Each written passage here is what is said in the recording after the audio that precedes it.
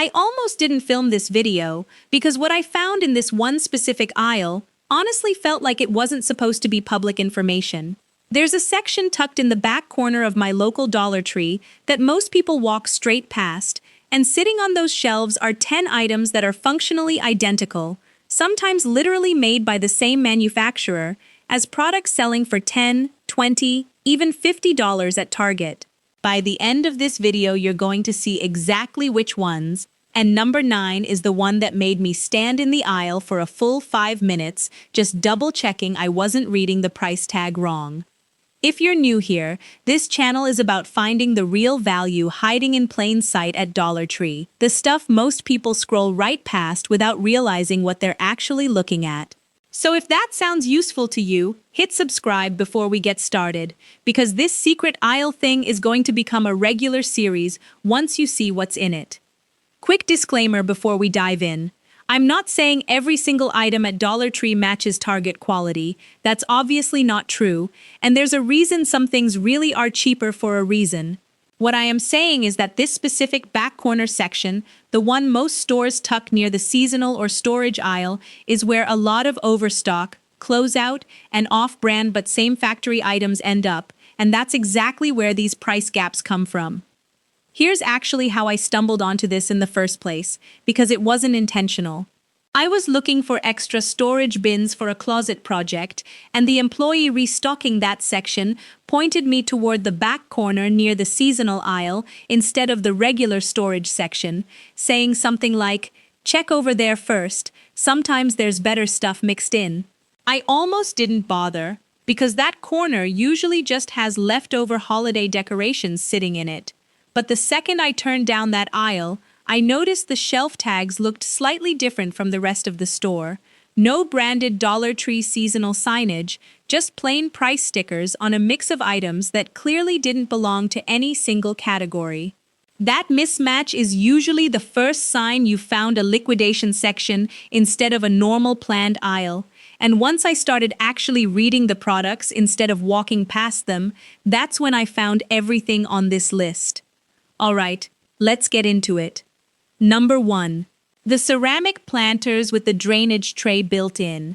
At Target, a nearly identical glazed ceramic planter with a matching saucer runs anywhere from $12 to $18 depending on size, and that's before you even get to the larger statement pieces that push past $30. In the secret aisle, I found the same glaze pattern, same drainage design, at $1.25. The most likely explanation is overstock from a home goods supplier that produces for multiple retailers and offloads excess inventory through discount channels. If you're into houseplants, this aisle alone is worth the trip, because ceramic planters this close in quality to a full-price retailer almost never show up at a dollar store price point, and once this particular batch is gone, there's no guarantee the same design comes back. Number 2. The woven storage baskets with leather-style handles. Target sells these in their home organization section for anywhere between $15 and $25, marketed as farmhouse or boho-style decor. The ones I found were nearly identical in weave pattern and handle stitching, sitting at $1.25. Home decor overstock is one of the most common categories to end up in a discount pipeline like this, because trend-based inventory has a short shelf life at full-price retailers, and once a season passes, it has to move somewhere fast. Baskets like this also tend to disappear quickly once shoppers catch on, since home organizers and content creators specifically hunt for exactly this kind of find, so if you see a full set, it's worth grabbing more than one. Number 3. The stainless steel utensil sets with the wood look handles. At Target, a 5-piece set like this in the kitchen section typically runs $20 to $25, especially if it's branded as part of a matching kitchen line.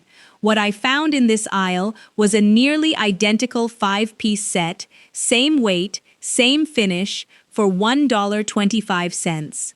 Kitchen tools are another category where private label overproduction happens constantly, since retailers order in bulk and slight miscalculations in demand lead to surplus that has to be liquidated somewhere outside the original store. If your everyday utensils are looking worn out, this is one of the easiest wins on the entire list, since a full matching set for $1.25 each is hard to beat anywhere else.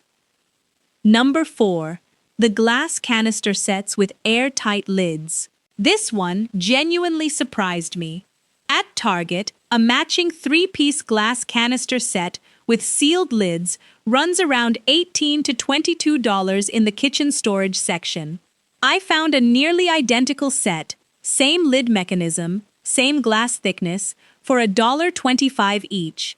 Glass products like this are heavy and expensive to ship, which usually means they end up getting deeply discounted rather than shipped back when a retailer overorders, and that's very likely how these landed here. If you've been meaning to redo your pantry storage, this is exactly the kind of item to grab multiples of while it's still on the shelf, since matching canister sets rarely stay in stock for long once people notice them. Number 5. The braided cotton doormats. At Target, a braided outdoor doormat in a similar size and color pattern typically sells for $14 to $20.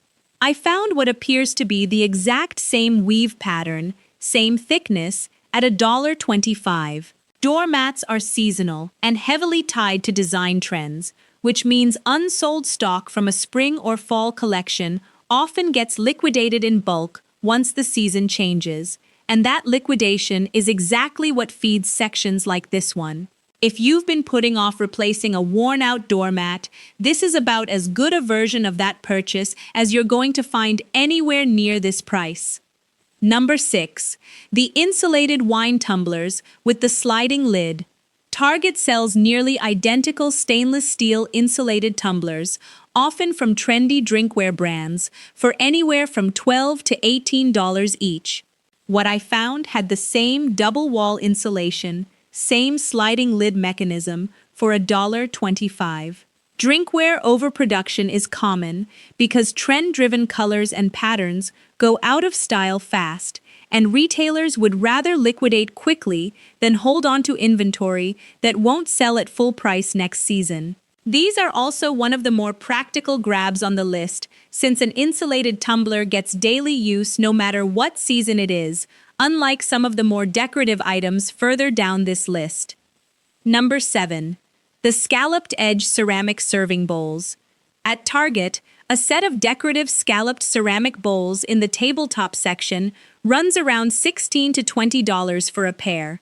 I found a nearly identical scalloped design, same glaze finish, individually priced at $1.25. Tabletop decor follows the same overproduction pattern as most home goods, ordered months in advance based on projected trends that don't always play out the way buyers expect. Grabbing a few of these to mix and match on a dinner table instantly upgrades the whole table setting without spending anywhere close to what the matching Target set would cost. Number 8. The woven wall baskets used for decorative wall art. Target's home decor wall section sells sets of woven wall baskets, often marketed for that layered gallery wall look, for $25 to $35 for a set of 3.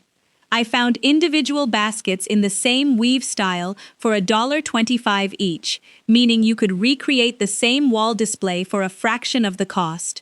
This is one of the clearest overstock patterns in the entire aisle, since wall decor trends shift constantly and unsold stock has nowhere else profitable to go except liquidation. If you've been eyeing that layered wall basket look from home design accounts online, this is genuinely the cheapest legitimate way I've seen to recreate it. And number 9, the one that had me standing in the aisle in disbelief. The cast resin decorative bookends shaped like geometric mountains. At Target, a nearly identical pair of resin geometric bookends from a designer home collection sells for $45 to $50. I'm not exaggerating that number. I checked the Target website standing right there in the aisle. to make sure I wasn't misremembering the price. What I found had the same geometric shape, same matte finish, same weight in your hand, priced at $1.25 each, meaning a full pair costs $2.50 total. Resin decor like this is expensive to mold and finish properly, which usually keeps it out of discount pipelines entirely. So finding a near-identical piece here was genuinely one of the biggest gaps I've ever come across in this kind of aisle. I actually went back 3 days later to see if there were any left, and the shelf was already down to just a couple of pieces, which tells you exactly how fast something like this moves once people notice it. And number 10, closing out the list. The framed abstract wall art prints. Target's art section sells framed abstract prints in a similar style and size for $20 to $30 each, depending on the frame material. What I found was a nearly identical print style, similar frame finish, at $1.25. Framed art is another category where trend cycles move fast, and once a specific style falls out of favor at full-price retailers, it often gets liquidated in bulk rather than held in a warehouse indefinitely. A couple of these grouped together on a gallery wall look genuinely intentional, not like discount decor at all, which is exactly the kind of result you want from a section like this. So how does an aisle like this actually happen? It comes down to how overstock and closeout inventory moves through the retail supply chain.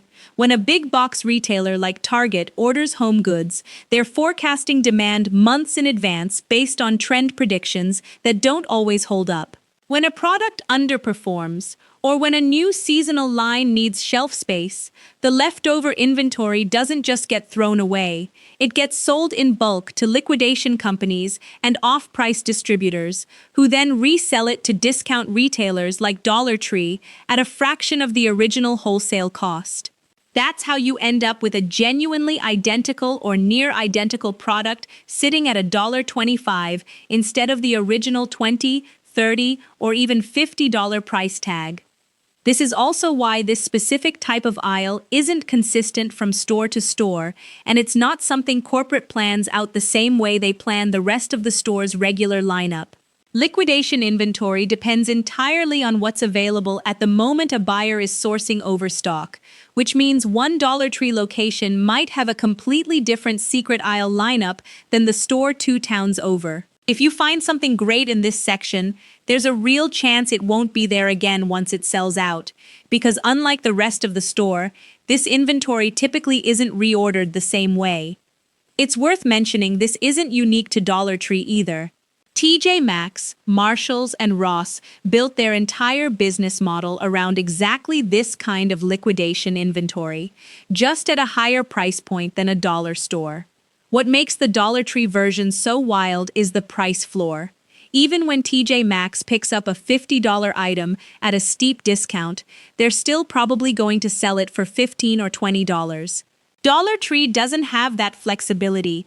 Everything gets funneled into the same $1.25 price point, regardless of what the original retail value was. Which is exactly why the gap on some of these items ends up being so extreme compared to what you'd find at a traditional off-price retailer. It's also worth understanding the actual mechanics of how this inventory physically ends up on a Dollar Tree shelf, because it's a more involved process than most people realize. Liquidation brokers specialize in buying up excess and returned inventory from major retailers, sometimes by the truckload, sight unseen, based on manifests that list general categories rather than specific items. These brokers then sort, grade, and resell smaller batches to secondary buyers, and dollar stores are frequently near the bottom of that chain, picking up whatever's left after higher-tier discount retailers have already taken their pick. That's actually part of why the quality can vary so much from batch to batch within this same type of aisle. Sometimes you're getting genuinely first-quality overstock that simply didn't sell in time, and other times you're getting slightly imperfect units that didn't pass a retailer's final inspection but are still completely usable. Either way, the price reflects how far down the liquidation chain the item traveled before it reached the shelf in front of you, not the actual quality of the item itself in most cases. There are actually a few visual signs that help you spot a section like this before you even start reading individual price tags. The packaging often looks slightly inconsistent from item to item, mixing different box styles, different printing quality, and sometimes even different languages on the packaging if the overstock originated from an international supplier. The shelf itself is usually less organized than the rest of the store, with items grouped loosely by size rather than by category, because nobody planned out a specific merchandising layout for this section the way they did for the rest of the store. And probably the most reliable sign of all is variety that doesn't make sense together. Home decor, sitting next to kitchen tools, sitting next to what might be office supplies, all crammed onto the same few shelves. That randomness is actually the tell. A normal, planned Dollar Tree aisle is organized by category because it was ordered and shelved that way on purpose. A liquidation section is organized by nothing at all because everything in it arrived together in the same overstock shipment regardless of what it actually is. It's also worth mentioning that store layout matters here. In my experience, checking a handful of different locations, this type of section tends to show up most often in stores that have slightly more square footage than the standard layout, since that extra space is often where a store manager has room to set up an overstock or clearance section that isn't part of the corporate planogram. Smaller, more compact locations tend to stick closer to the standard layout with less room for this kind of surprise inventory, so if you have a choice between a couple of nearby locations, the larger one is statistically more likely to have something like this tucked away somewhere. So what should you actually do with this information next time you're in the store? First, actually look for this section. It's usually tucked away from the main traffic path, near seasonal storage or in a back corner that doesn't get the same foot traffic as the rest of the store, which is part of why so many people walk right past it without realizing what's there. A lot of the time, it doesn't even have a proper sign above it, the way the rest of the store's aisles do. It just quietly blends into whatever section it's closest to, which makes it even easier to miss if you're not specifically looking for it. Second, don't expect consistency. If you find something incredible, grab it that day, because there's a strong chance the exact same item won't be there on your next visit once that particular liquidation batch sells through. Unlike the regular inventory throughout the rest of the store, which gets reordered on a predictable schedule, this section runs entirely on whatever batch of overstock happened to come through most recently, and once it's gone, it's genuinely gone, not restocked the following week the way a regular item would be. Third, check the actual retail comparison before you assume something's a deal. Not everything in this section carries a $50 price gap.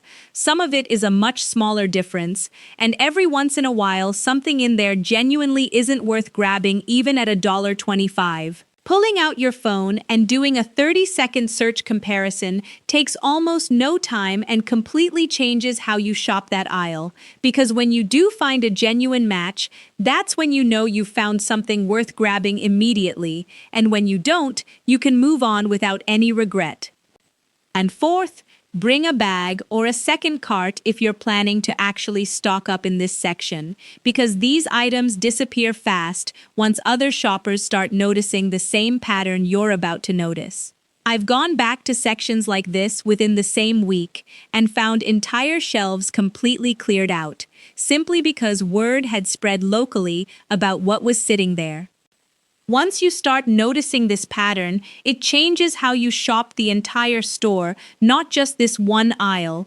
You start realizing that some of what looks like a random discount bin is actually overflow from major retailers you shop at regularly, just without the branded packaging or the matching store display. It's the exact same manufacturing, sometimes the exact same factory, just without the markup that comes from being sold under a name brand retail umbrella. It also makes you look at pricing everywhere a little differently. Once you understand that a $50 item and a $1 item can genuinely be the same physical product, just separated by which retailer's name ended up on the box, it's hard to walk past any discount section again without at least glancing to see what might actually be sitting there. Some of the best home finds I've come across since discovering this section weren't even things I was looking for. They were just things that caught my eye because the quality looked noticeably better than the price tag suggested it should. If you found this video helpful, let me know in the comments if your local Dollar Tree has a section like this, and if you found anything similar, drop it below, because I genuinely want to see what other people are finding in their stores. I read through these every single week, and honestly, some of the best finds I've featured on this channel came directly from viewers pointing me toward a section I hadn't checked yet. Make sure you're subscribed because I'm planning to check a few more locations and do a part 2 of this secret aisle series soon, and I have a feeling there's an even bigger price gap out there waiting to be found. Thanks so much for watching, and I'll see you in the next one.